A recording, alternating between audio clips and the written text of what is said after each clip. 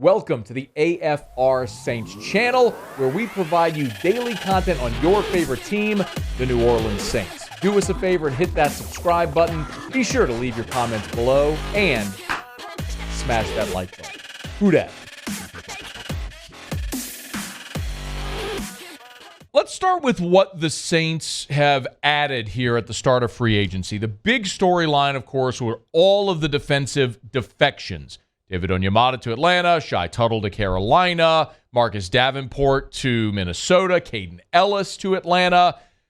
Who's left? Well, we knew the Saints were going to have to make moves, and there were going to be additions on the interior of the defensive line. And we got those answers, or at least started to get those answers, pretty early on Wednesday here in advance of the start of the league year. So, hat tip Tom Pelissero, I believe he had it first. The first addition the Saints made, defensive tackle Kalyn Saunders, signing with the New Orleans Saints. Coming off his best season with the Super Bowl champion Chiefs, he had 3.5 sacks, had a very productive year. Kalyn Saunders, he joins the New Orleans Saints, so one of those defensive tackle additions.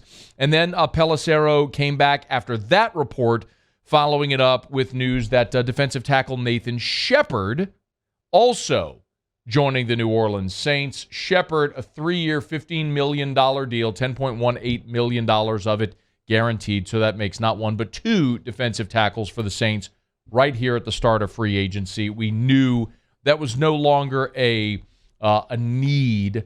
It certainly wasn't a want. It wasn't even a must. It was a absolute, you got to do this, and there ain't no ifs, ands, or buts, because you had one defensive tackle under contract. Prince Emili, isn't that what we said yesterday? Prince Emili was the only defensive tackle that the Saints had under contract. So now you've added two veteran players here via free agency, and you're still going to need more via the draft. So the Saints are certainly not done at defensive tackle. Let's look at these two players because, honestly, y'all, I think the Saints made out like bandits here. And I'll explain what I mean in a second. I want to lay out who Nathan Shepard and Kalyn Saunders are for those that aren't familiar, what the Saints are getting, and how it compares and contrasts to what they lost, okay? Let's start with Shepard because he was the first news that came earlier today. So Nathan Shepard is 29 years old. He was a third-round draft pick back in 2018. And he has been mostly a rotational defensive lineman for the Jets over the last 5 seasons. He essentially has been for the Jets over the last 5 years what Tuttle has been for the Saints during this part of his career. Now, Tuttle is younger at 27 years old than Shepard, who's 29. So you do have a player that's a couple years older, but is experienced, and again, has a lot of tread on the tires because he's played in 73 games, but mostly been a rotational piece. Here's the key part. For Shepard, his last 3 seasons, you've seen his production increase year to year. So go back to 2020, the COVID year, and you're looking at a season where he had 17 tackles, 2.5 sacks. He went from 17 tackles to 28 to 33. So 2021-22, he improved his production each year. Never been a real strong pass rushing threat. He's only got 6 career sacks in 5 years. So it's negligible. That's not really what the Saints were looking for. You were looking for a rotational piece who's been available, who's been productive.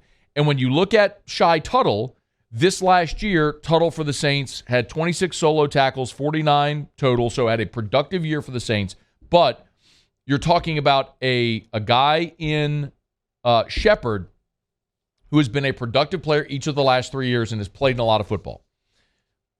Saunders effectively is replacing David Onyemata. Saunders, who, by the way, Tyrann Mathieu on Twitter earlier today kind of raved about Saunders. He said something to the effect of, let me see if we can find the tweet real quick. He said something to the effect of, like, I know who's going to be on my my locker room basketball team.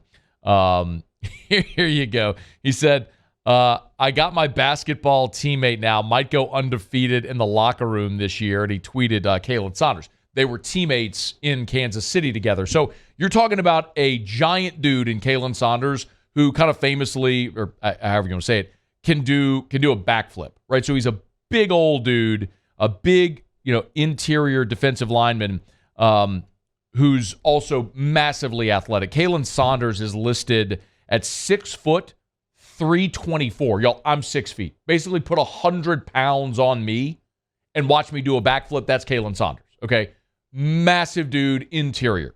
Big, strong dude on the interior.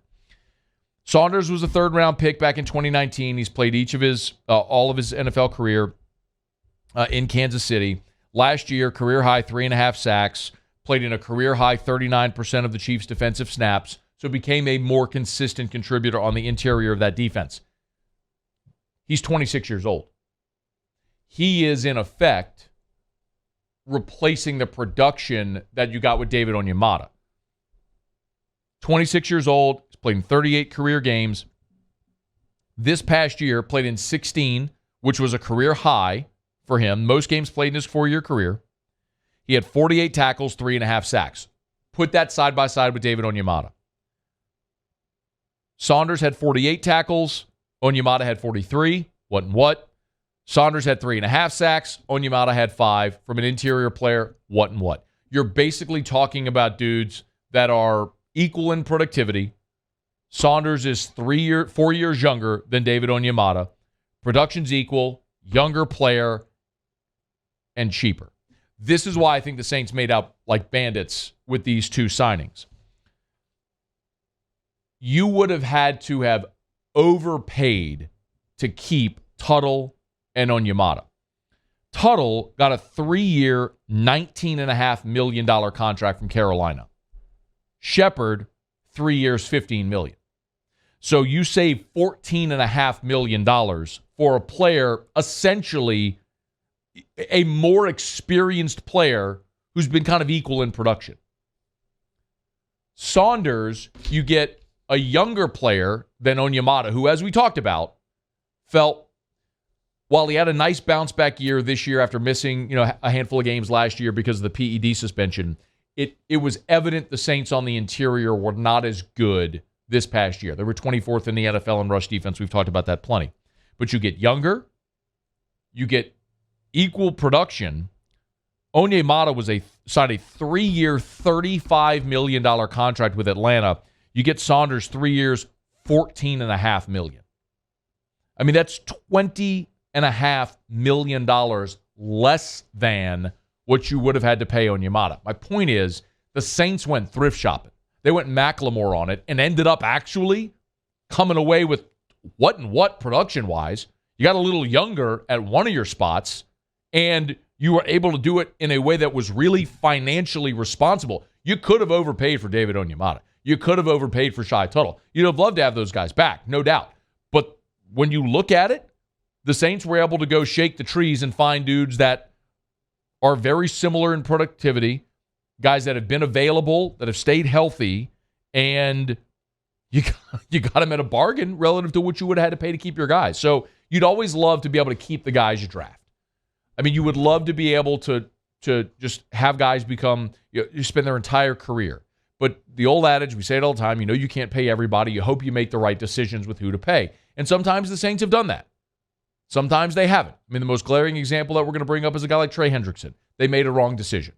They sort of banked more on Marcus Davenport being a dude. It didn't work out. You let Trey Hendrickson walk, and that was a mistake. But Saints will spend. You just got to be wise with how you spend. And this looks like an instance where they probably made a good decision here. They signed Nathan Shepard, Kalyn Saunders, but they can't be done, right? I mean, you've got, coming out of camp, you're going to have 4 defensive tackles make your 53-man roster. These 2 would be really good bets to make the team, so you're not done. Do you add another player in veteran free agency? You're certainly going to draft a defensive lineman with one of your first 2 picks. I can't imagine a scenario where the Saints don't use either 29 or 40 on a defensive tackle, an interior defensive player. So they're starting that rebuild, and this is a pretty good start for them on that defensive front. Hey, thanks so much for watching. Please leave your comments. I love to interact, and be sure to hit the red subscribe button below.